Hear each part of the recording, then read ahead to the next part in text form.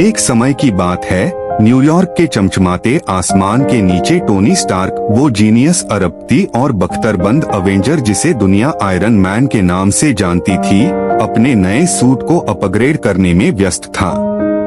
उसने कई बार दुनिया को बचाया था, फिर भी टोनी को हवा में बदलाव की एक शांति सी हलचल महसूस हो रही थी।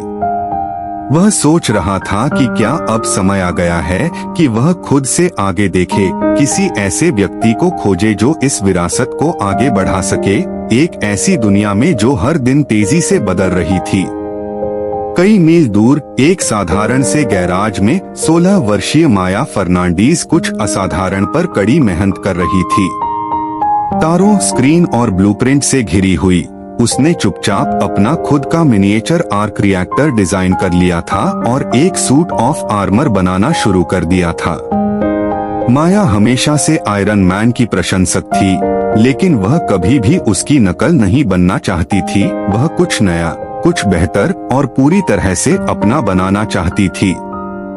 उसकी बुद्धिमत्ता बेमिसाल थी, लेकिन उसकी दुनिया में कोई उस पर विश्वास नहीं करता था, न उसके शिक्षक, न उसके सहपाठी, न ही उसके पड़ोसी। एक दिन माया को खबर मिली कि स्टार्क टेक एक्सपो उनके शहर आ रहा है। उसने एक नकली आईडी कार्ड बनाकर एक्सपो में चुपचाप प्रवेश कर लिया और वहां दिख रही तकनीकों को देखकर मंत्रमुग्ध हो गई। जब टोनी स्टार्क ने एक नया पावर कोर पेश किया, माया ने साहसिक कदम उठाते हुए ऐसा सवाल पूछा कि पूरा हॉल शांत हो गया। उसकी जानकारी ने टोनी को चौंका दिया।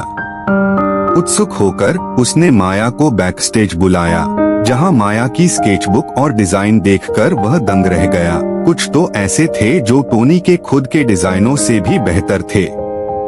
टोनी ने माया को अपने संरक्षण में लेने का फैसला किया और गुप्त रूप से उसे अपने लैब में एक इंटर्न की तरह शामिल कर लिया।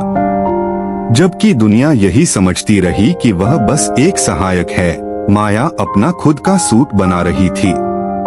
वह चुपचाप लेकिन आत्मविश्वास के साथ काम कर रही थी, ऐसे फीचर्स जोड़ते हुए जो टोनी ने कभी सोचे ही नहीं थे। Folding wings, pulse dampeners, magnetic stealth technology. लेकिन इससे पहले कि वे अपनी योजनाओं को पूरा कर पाते, एक नया खतरा सामने आ गया। शैडोबाइट नामक एक खतरनाक विलेन, जो एक धोखेबाज हैकर था और एडवांस ड्रोन व इलेक्ट्रोमैग्नेटिक पल्स वेपन्स को कंट्रोल कर सकता था, ने शहर पर हमला कर दिया। शैडोबाइट के हमले बेहद सटीक थे। पावर ग्रिड ठप हो गए, स्टार्क टावर पर हमला हुआ और आयरन मैन का सूट हवा में ही फेल हो गया। एक बड़े युद्ध के दौरान टोनी दुश्मनों से घिर गया और आकाश से गिरने लगा। जब सारी उम्मीदें खत्म होती दिखीं, तभी आकाश से एक नई बख्तरबंद आकृति उभरी। उसने आयरन मैन को हवा में ही पकड़ लिया और ड्रोन्स को एक जबरदस्त एनर्जी ब्लास्ट से उड़ा दिया। वो माया थी। चमकते हुए क्रिम्सन और सिल्वर सूट में उसने खुद को दुनिया के सामने आयरन गर्ल के रूप में पेश किया। उसने टोनी को सुरक्षित स्थान पर पहुंचाया और ड्रोन्स का मुकाबला करने खड़ी हो गई। टोनी, जो अभी भी उबर रहा था, मुस्कुराया और बोला, शानदार एंट्री, लेकिन अब ये लड़ाई माया की थी। अपने एडवांस सिस्टम और हल्के, तेज चलने वाले सूट के साथ आयरन गर्ल दुश्मनों के हमले से बचती रही और हवा में ही शैडोबाइट के सिस्टम को हैक कर लिया। अंतिम युद्ध शहर के ऊपर आसमान में हुआ। शैडोबाइट ने अपना सबसे बड़ा ड्रोन छोड़ा, एक विशाल धातु का सांप जो EMP कोर से चलता था।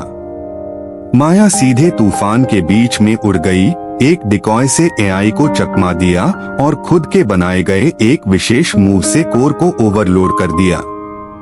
विस्फोट ने आकाश को रोशन कर दिया, लेकिन माया बच गई, घायल, थकी हुई, लेकिन विजयी। जब धूल छटी तो पूरी दुनिया ने आश्चर्य से देखा। आयरन मैन एक छत पर आयरन गर्ल के साथ खड़ा था, गर्व से प्रेरित होकर। उसे सिर्फ एक छात्रा नहीं मिली थी, उसे एक साथी मिल गया था। टोनी ने कहा, तुमने वो कर दिखाया जो मैं भी नहीं कर सका। तुमने सिर्फ एक आर्मर नहीं बनाया, तुमने एक भविष्य गढ़ा है।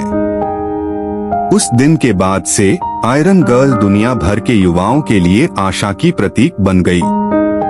माया ने सिर्फ एक सूट नहीं पहना था, उसने अपनी हिम्मत, अपनी बुद्धि और अपना दिल पहन रखा था। और जब आयरन मैन अब भी दुनिया का जीनियस रक्षक था, तब एक नया हीरो उसके साथ खड़ा हुआ, जो आने वाली पीढ़ी की महानता को रोशन करने के लिए तैयार था।